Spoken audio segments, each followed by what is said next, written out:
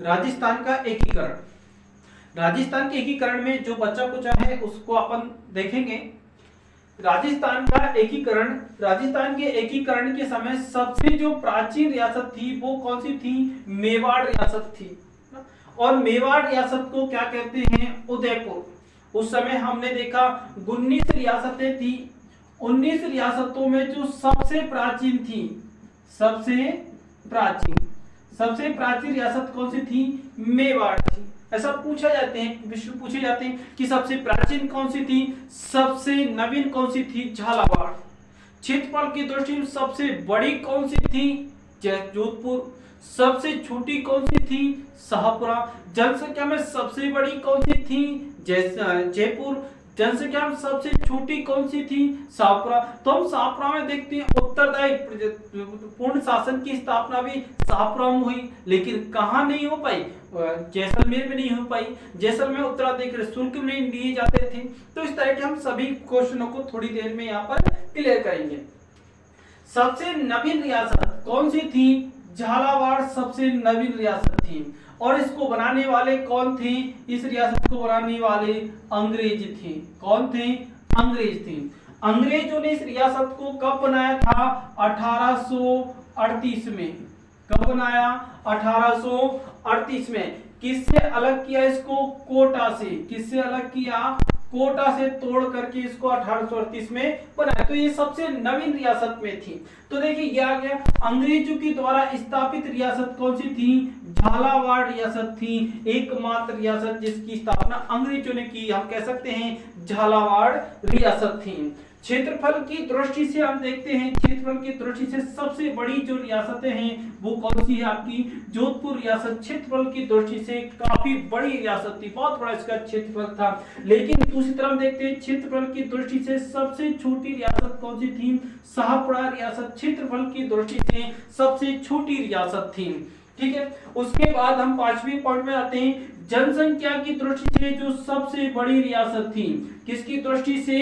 जनसंख्या की दृष्टि से सबसे बड़ी रियासत हमारी जयपुर रियासत थी, जिसकी सबसे ज्यादा उस समय जनसंख्या थी सभी 19 रियासतों में। और सबसे कम जनसंख्या, जब क्षेत्रफल छोटा था तो जनसंख्या भी इसमें कम थी, वो कौन सी थी? शाहपुरा। शाहपुरा जनसंख्या में व क्षेत्रफल दोनों में ही कम थी, तो सबसे कम जनसंख्या शाहपुरा की थी उस समय।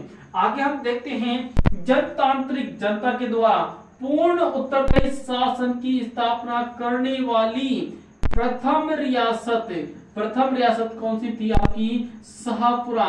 तो हम शाहपुरा को कई क्षेत्रों में देखते हैं, पूर्ण उत्तरदायी शासन की स्थापना करने वाली रियासत भी शाहपुरा है।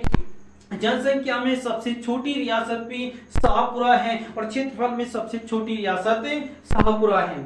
आगे देखते हैं उत्तरदायी शासन की स्थापना में पूर्ण असफल, जो स्थापना में प्रयत्न तो किया लेकिन असफल रहने वाली जो रियासत थी वो कौन सी है? आपकी जैसलमेर रियासत है, जहां पूर्ण उत्तरदायी शासन की स्थापना नहीं हो पाई। अब देखिए राजपूताने में, जो राजस्थान में मराठों का प्रवेश हुआ, राजपूताने में मराठों का सर्वप्रथम प्रवेश कहां से हुआ? किस रियासत से मराठों का राजस्थान में सबसे पहले प्रवेश हुआ? वो रियासत थी बूंदी रियासत। बूंदी रियासत से राजस्थान में मराठों का सबसे पहले प्रवेश हुआ, क्योंकि बूंदी रियासत में उत्तराधिकारी युद्ध लड़ा गया था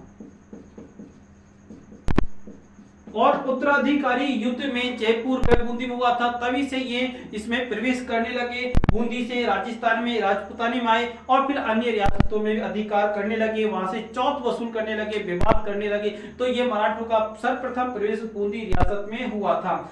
अब अन्य सभी रियासतों से वो चौथ वसूली करते थे, लेकिन ऐसी कौन सी रियासतें थी जिनसे चौथ वसूली नहीं की जाती थी? चौथ मराठी नहीं लेते थे। वो रियासत थी आपकी बीकानेर रियासत, जैसलमेर रियासत, 3 रियासतें और किशनगढ़ रियासत। इन 3 रियासतों से कौन? मराठी। 3 रियासतों से मराठी चौथ वसूल नहीं करते थे, है ना। ये बीकानेर राठौर रियासत,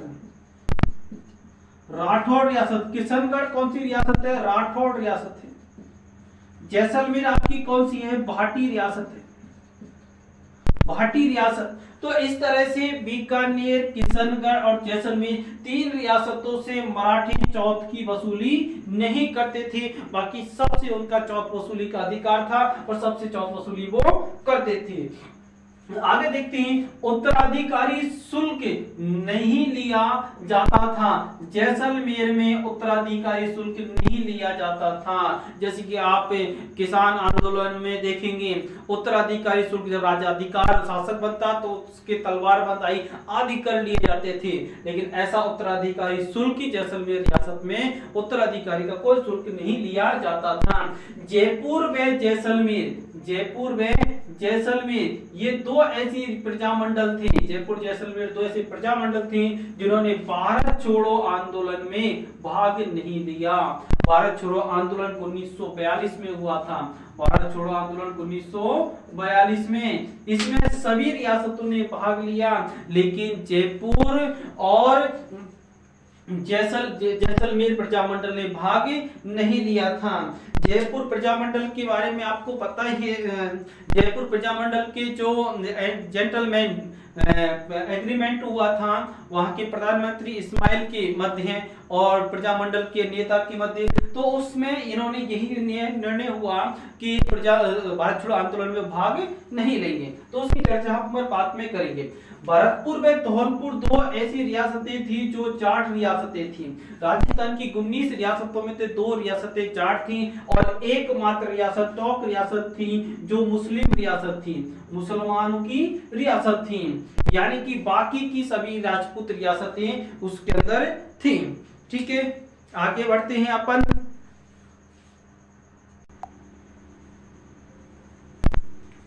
अब देखिए आगे क्या होता है, हम पढ़ते धारा सभा को, और 2-3 कमेटियां हैं, इनसे प्रश्न निकलने की संभावना होती है। तो कमेटियां थोड़े से ऐसे होते हैं जो ध्यान में नहीं होती, तो इसलिए हमें कमेटियों का प्रश्न भी याद होना चाहिए। कमेटियों की हम बात करें तो एक पहली committee Rajasthan capital inquiry committee, ये कमेटी बनाई गई थी और इस कमेटी का जो गठन किया गया था 1957 में किया गया था। अब 1956 में राजस्थान बन गया, उसके बाद में 57 इसको बनाया गया, क्योंकि अजमेर के राजस्थान में मिलने के बाद में फिर राजधानी का, जयपुर को जो राजधानी थी, क्योंकि राजधानी को पहले BR पटेल कमेटी ने जयपुर को राजधानी बना दिया गया, जिसके सदस्य थे BR Patel, TC Puri, HP Sinha. लेकिन उस समय जब ये 4 रियासतें, बड़ी रियासतें मिली, तब राजधानी का प्रश्न उठा, तो जयपुर, जोधपुर, बीकानेर को किसी शिक्षा विभाग आदि बांट कर संतुष्ट किया गया और जयपुर को राजधानी बनाया गया। लेकिन 1956 में जब अजमेर का राजस्थान में विलय हुआ तो राजधानी का प्रश्न उठा, क्योंकि जयपुर जो अजमेर की रियासत थी, धारा सभा जिसका अपने यहाँ जिक्र किया है, उसके 30 सदस्य थे, तो वहां था कि जो जयपुर राजधानी है वो अस्थायी राजधानी है जो BR पटेल के द्वारा बनाई गई थी। तो उसके संबंध में निर्णय लेने के लिए ये राजस्थान कैपिटल इंक्वायरी कमेटी बनाई गई थी। और इस कमेटी का गठन कब किया गया था? 1957 में इसका गठन किया गया था, जिसके अध्यक्ष किसे बनाया गया? P सत्यनारायण राव को इसका अध्यक्ष बनाया गया और इनके अन्य सदस्य जो सहायक थे V शिवनाथन और VK गुप्ता, V शिवनाथन व VK गुप्ता इसके अन्य सदस्य थे। ठीक है, इसका कारण मैंने बता दिया, जयपुर को राजधानी बनाने का निर्णय अस्थायी था और इस अस्थायी निर्णय को क्या करना था? स्थायी करना था, जो इन्होंने कर दिया। ठीक है, इस समिति की रिपोर्ट के आधार पर राजस्थान हाई कोर्ट को इसने क्या कहा कि भाई राजधानी जयपुर तो रहेगी, लेकिन राजस्थान हाई कोर्ट की जो जयपुर खंडपीठ है उसको समाप्त कर दिया गया। कब? 1958 में, क्योंकि जो राजस्थान हाई कोर्ट था वो कहाँ था? जोधपुर में। कहाँ था? जोधपुर में, और उसको स्थायी बनाया गया था। ये थी राजस्थान कैपिटल इंक्वायरी कमेटी, याद रखना है आपको। अगली है धारा सभा की, अपन बात करते हैं। धारा सभा ये अजमेर और मेरवाड़ा का जो क्षेत्र था, अजमेर मेरवाड़ा का क्षेत्र था, ये केंद्र शासित प्रदेश था। उस समय ये C श्रेणी में आता था। सी श्रेणी में आता था। तो यहाँ की एक अलग से सभा थी जहाँ अंग्रेजों का पूर्ण अधिकार था और उसके जो सदस्य थे 30 सदस्य थे। कौन सी? धारा सभा के। ये धारा सभा थी, इसके 30 सदस्य थे। तो इससे लिए हम धारा सभा को याद रखिए। अगली है शंकरराव देव समिति। ये किससे संबंधित है? मत्स्य संघ से। शंकरराव देव समिति किससे संबंधित है? मत्स्य संघ से संबंधित है शंकर देव राव समिति। देखिए सर्वप्रथम राजस्थान के एकीकरण में मत्स्य संघ को जोड़ा गया था, जिसमें 4 जिले थे, अलवर, करौली, जयपुर, भरतपुर और धौलपुर। इसमें से जब राजस्थान का मत्स्य संघ का विलय किसमें किया गया? मत्स्य संघ का विलय जब राजस्थान में किया गया, किसमें? राजस्थान में किया गया। तो यहाँ तो दो भरतपुर और धौलपुर रियासतें यूपी में मिलना चाहती थी।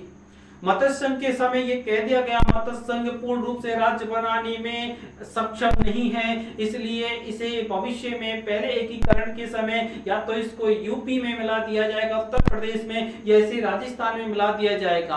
और जब इसको राजस्थान में मिलाया गया तो अलवर रियासत राजस्थान में मिलने के लिए राजी थी, करौली रियासत राजस्थान में मिलने के लिए राजी थी, लेकिन भरतपुर और धौलपुर की जो रियासतें थी वो यूपी में मिलना चाहती थी। इसका निर्णय करने के लिए भारत सरकार ने शंकरराव देव समिति का गठन किया। किसने इस समिति का गठन किया? रियासती विभाग ने। किसने? रियासती विभाग के द्वारा इसका गठन किया गया और उसने ये जांच की कि जो भरतपुर और धौलपुर की जो जनता है, भरतपुर धौलपुर की जो जनता है वो जनता किसमें मिलना चाहती है? यह जनता राजस्थान में जाना चाहती है या उत्तर प्रदेश में जाना चाहती है। इसका निर्णय करना था और उसने निर्णय किसके पक्ष में लिया?